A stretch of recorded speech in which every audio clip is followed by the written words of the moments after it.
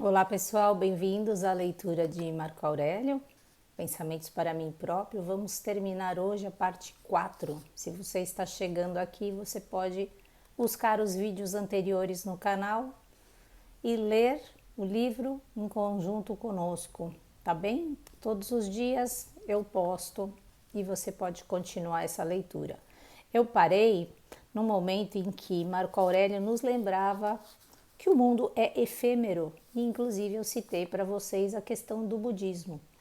Então, o que dizia Buda a respeito do mundo? A mesma coisa. Ele dizia, por exemplo, peguei aqui uma passagem para vocês, o mundo é passageiro, transitório. Também dizia que nada no mundo te pertence. Lembra o tempo todo aqui ele lembrando para fazermos o nosso papel, né? E nos lembrando que vamos morrer e que depois vem um outro e depois vem o outro. O que significa isso? Exatamente isso, que nada me pertence. Por exemplo, né? Eu tenho lá uma propriedade, eu morro, essa propriedade vai ficar para o meu herdeiro, depois o herdeiro já vai levar isso para outra propriedade, para outra pessoa, papapá, papapá. Ou seja, tudo que eu tenho hoje de posses materiais vai ficar para uso fruto de outras pessoas, assim como vocês. Ah, mas eu não tenho nenhuma posse material. Então tá bom, você não tem nenhuma posse material, mas coisas que você usa, talvez, né? Não é possível que você não tenha nada, roupas. Não, nesse sentido, a gente tem que estar sempre pensando, né? O que de fato vai ficar como sendo seu pela eternidade, e aí essa ideia dessa leitura para a gente ficar buscando, né? Quase que eu falo como um português, a buscar, ficar buscando virtudes, valores, buscando um pouco mais de sabedoria, que é o que dizem, né? Eu não sei, não posso me dizer porque eu já morri, não me lembro, mas acredito, isso faz minha alma vibrar quando eu leio, eu reconheço isso como uma verdade, né? E aí é o que você tem que fazer, buscar também, mas o que fica são esses valores que a gente vai construindo, essas ações para o bem que vamos fazendo, essa memória que vai se fixando em nós. E quem sabe, né, se voltamos uma outra vida, isso já está lembrado, um pouco mais adiantado nesse caminho rumo ao nosso melhor. Agora o restante somos pequenos, ínfimos, nada nos pertence, e o motivo de tanto sofrimento é justamente esse, né? Achar que tal coisa é minha, isso é só meu e tantas outras coisas. Vamos continuar. Parei quando ele dizia da azeitona, né? Temos que ser como aquela azeitona que chega à maturidade e cairia abençoando a terra. Olha que coisa linda que a trouxe, dando graças à árvore que a fez crescer. Então, o sentido da gratidão sempre presente na nossa vida. Assemelhar-se ao promontório contra o qual incessantemente se desfazem as vagas. Ele permanece de pé e ao redor vêm morrer as efervescências da vaga. Infeliz de mim, porque tal coisa me sucedeu. Presta atenção nessa frase, gente, eu amei essa frase de colocar em ficha, na porta do quarto, do espelho, principalmente se você está lamentando alguma coisa nesse momento na sua vida. Infeliz de mim, porque tal coisa me sucedeu, mas não.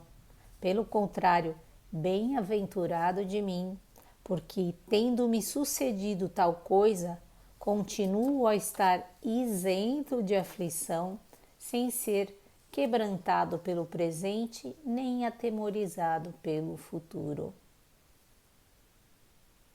Olha o autodomínio. Então imagina que na sua vida algo aconteça de muito ruim, porque claro, existem momentos da nossa vida que são muito difíceis, que às vezes perduram, inclusive por bastante tempo. E aí ele está dizendo, olha, alguém que está conseguindo dizer, olha, isso aconteceu na minha vida, é algo ruim, e apesar disso eu continuo a estar isento de aflição. Vamos dar um exemplo? Uma pessoa que tem uma empresa e a empresa acabou de falir. E a pessoa consegue apesar de ser uma coisa dramática, continuar sem aflição. Aliás, eu vi um vídeo muito interessante de um homem que tem muito a ver com isso, em Massachusetts, muitos anos atrás, judeu, religioso, ele tinha uma fábrica. No dia do seu aniversário, não vou saber dizer o nome dele, um pouquinho difícil, no dia do seu aniversário de 70 anos, ele recebe um telefonema que a sua fábrica queimou.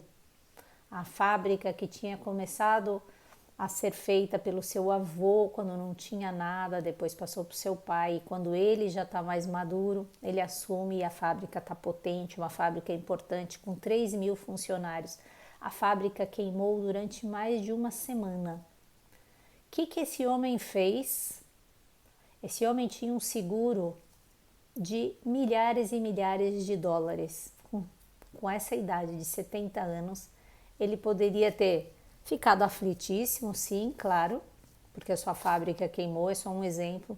Poderia também, aí já entrando na questão do egoísmo e de perceber que as coisas não são nossas, ele poderia ter pegado esse seguro, colocado esse dinheiro no bolso e vivido feliz para sempre na sua aposentadoria. O que ele faz? Ele pensa nos outros, ele pega esse dinheiro do seguro, ele também poderia ter construído essa fábrica, reconstruído num outro lugar mais barato, com mão de obra mais barata. Ele pega esse dinheiro do seguro, ele reconstrói a fábrica no mesmo lugar e garante a todos os 3.000 funcionários que durante o tempo que a fábrica estivesse sendo construída, eles estariam recebendo todos os seus salários integralmente, com bônus e etc.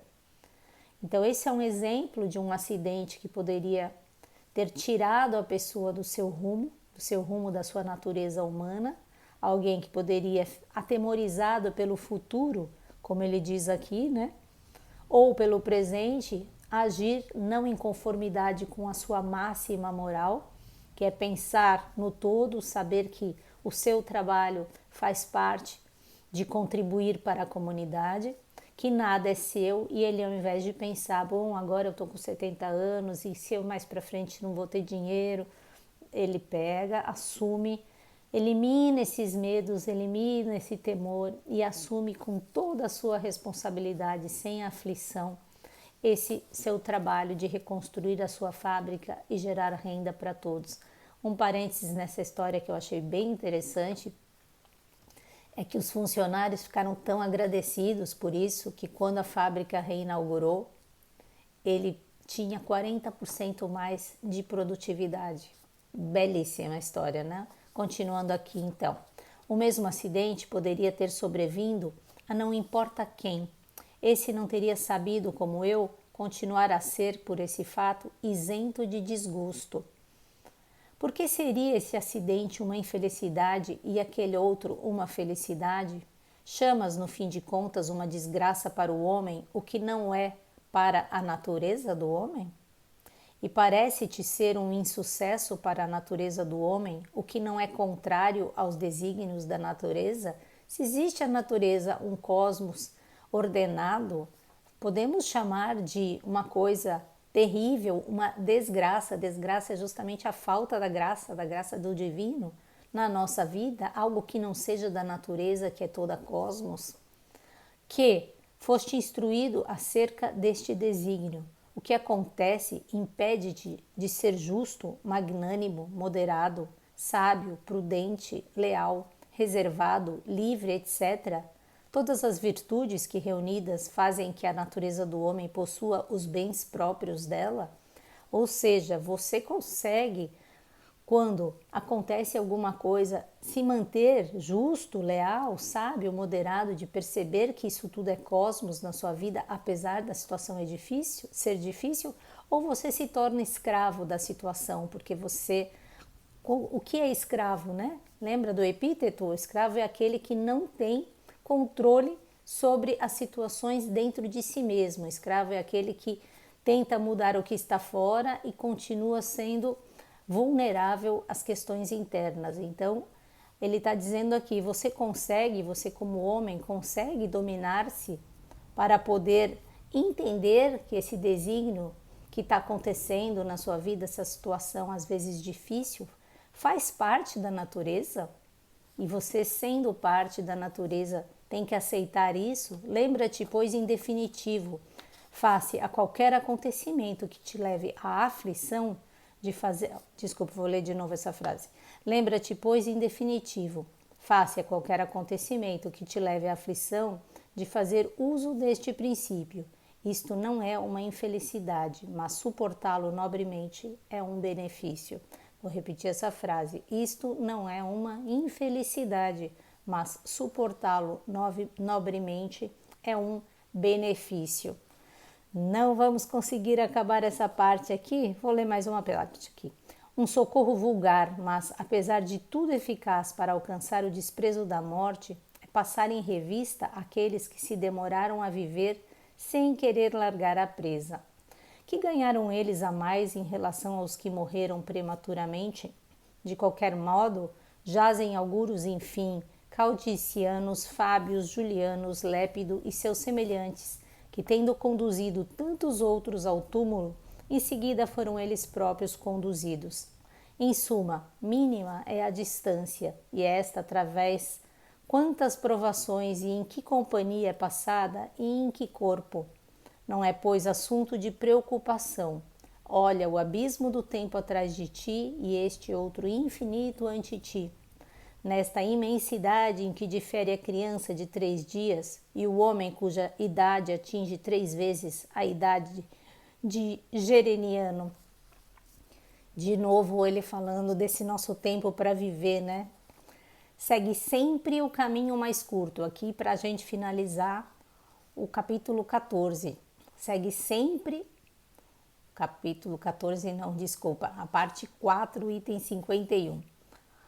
Segue sempre o caminho mais curto, e a mais curta é a via de acordo com a natureza. Eis porque é preciso falar e atuar com tudo do modo mais sensato. Tal linha de conduta liberta do luxo e da intemperança, do estilo figurado e afetado. Tá? Resumindo aqui uma parte importantíssima de hoje, então.